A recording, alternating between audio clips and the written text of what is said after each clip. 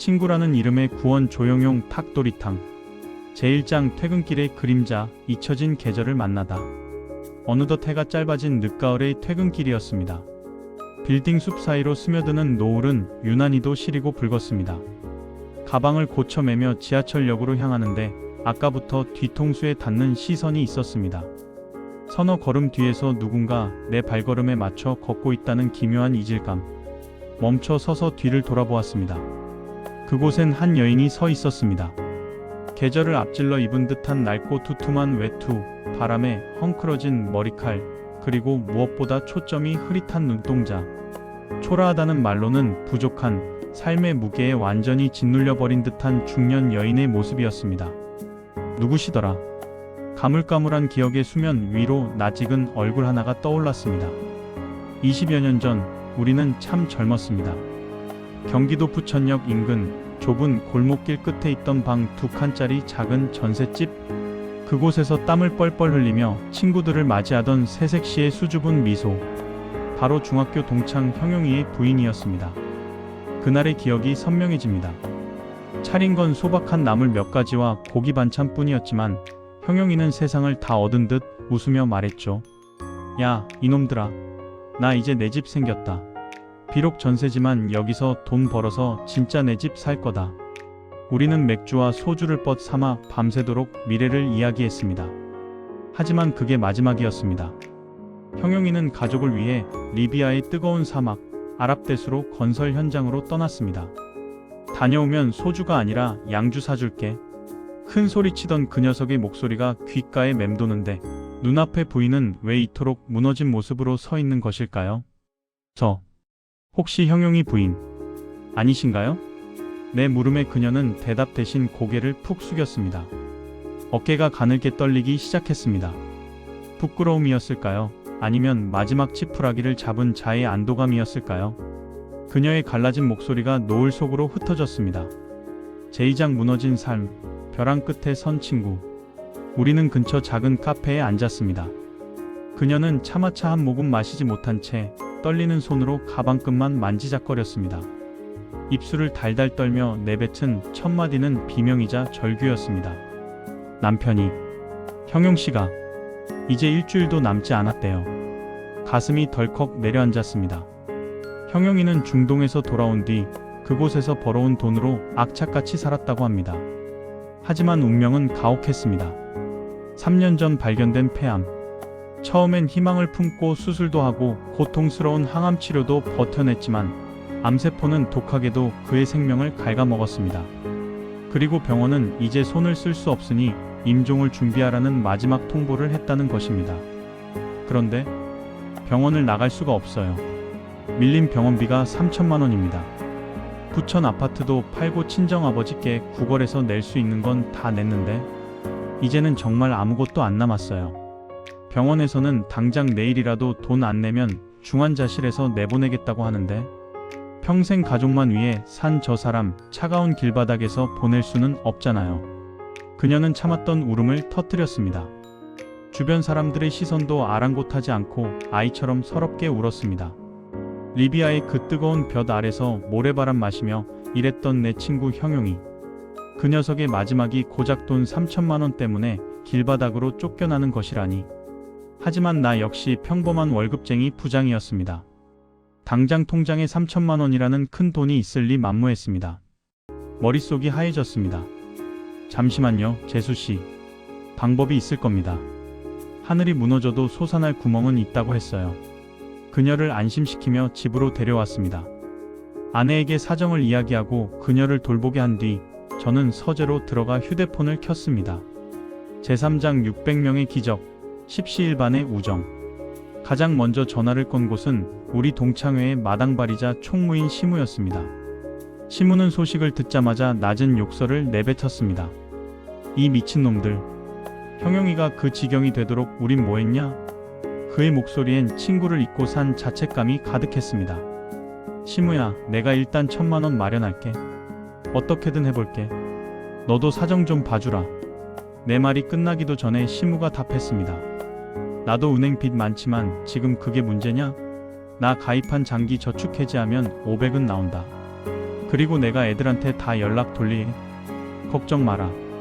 그날 밤 우리들의 단톡방은 거대한 파도처럼 출렁이었습니다. 시무가 올린 구구절절한 사연 아래로 메시지들이 쉴 새 없이 올라왔습니다.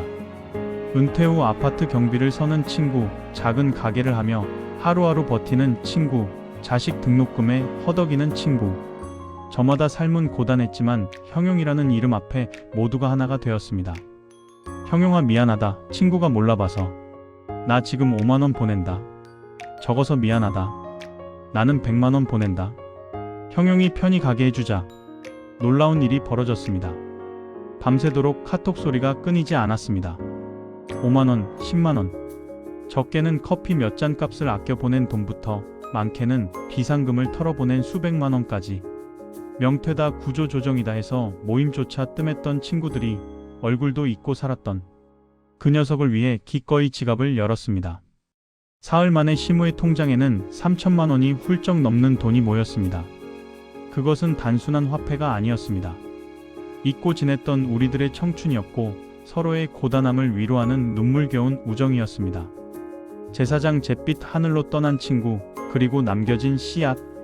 기적처럼 돈이 마련된 그날 새벽, 형용이는 잠시 의식을 되찾았습니다. 아내와 두 남매의 손을 잡고 그는 친구들이 모아준 소식을 전해 들었습니다. 이미 말을 할 기력조차 없었지만 그의 눈가에서는 굵은 눈물방울이 쉴 새 없이 흘러내렸습니다. 친구들, 고맙다. 하늘에 가서라도 이 은혜 꼭 갚을게. 그것이 그의 마지막 유언이었습니다. 형용이는 평온한 얼굴로 눈을 감았습니다. 우리는 벽제 화장터의 차가운 대기실에 모였습니다. 600명 동창들 중 시간이 되는 수십 명이 달려와 그의 마지막 길을 지켰습니다. 한 줌의 재로 변한 친구를 보며 우리는 통곡했습니다. 장례를 마치고 돌아오는 진관사길. 하늘은 잿빛이었고 우리들의 가슴은 먹빛이었습니다. 차창 밖으로 내리는 빗줄기가 마치 형용이가 우리에게 고맙다고 미안하다고 전하는 인사 같았습니다. 잘 가라 이놈아. 거기선 아프지 마라. 누군가의 흐느낌이 차 안을 가득 채웠습니다. 그렇게 세월이 흘렀습니다. 10년이라는 시간은 기억을 마모시키고 슬픔을 무디게 만들었습니다. 형용이의 이름도 점차 잊혀가는 듯 했습니다. 하지만 형용이의 부인은 포기하지 않았습니다. 그녀는 서울 변두리 시장 골목에 테이블 딱 2개짜리 작은 탁도리탕 집을 냈습니다. 처음엔 처참했습니다.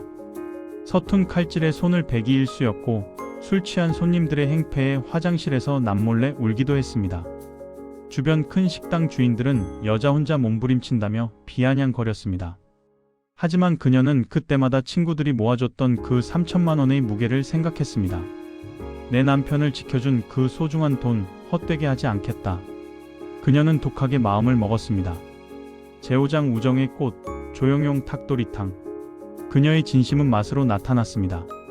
최고의 육수를 내기 위해 닭 2마리를 통째로 우려냈고 전국을 돌며 가장 좋은 고춧가루를 찾아냈습니다. 소문은 서서히 퍼져나갔습니다. 그리고 우리 친구들이 있었습니다. 괴산에서 닭을 키우던 동창 녀석은 그 소식을 듣자마자 달려왔습니다.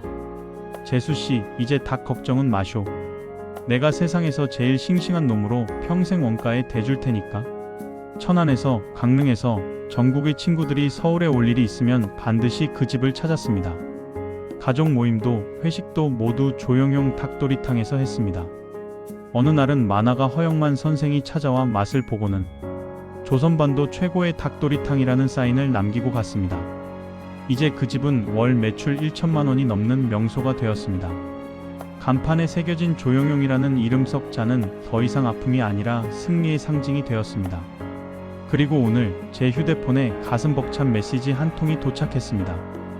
형용이 부인이었습니다. 혹시 저도 친구분들 밴드에 가입할 수 있을까요? 이제는 당당하게 형용씨 친구분들과 함께하고 싶습니다.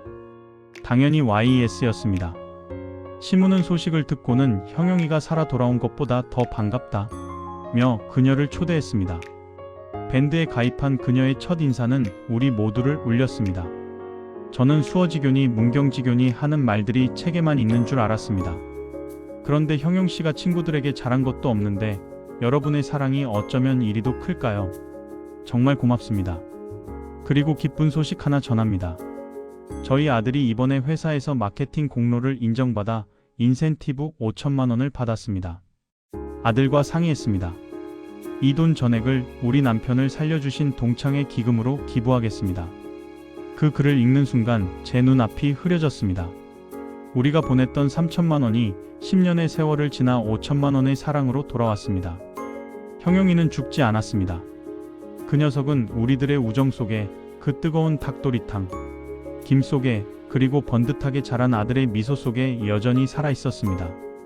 퇴근길 봄볕이 무척이나 따사롭습니다. 오늘 저녁엔 밴드에 올리지 않고 그냥 그 집에 가보려 합니다. 안 봐도 훤합니다. 구석자리 어딘가에서 감자를 으깨며 야, 맛있다 외치고 있을 친구 녀석들의 웃음소리가 들리는 듯 합니다. 사랑과 우정, 무엇이 더 클까요? 그 질문에 대한 답을 저는 오늘 형용이네 집으로 가는 길 위에서 찾았습니다.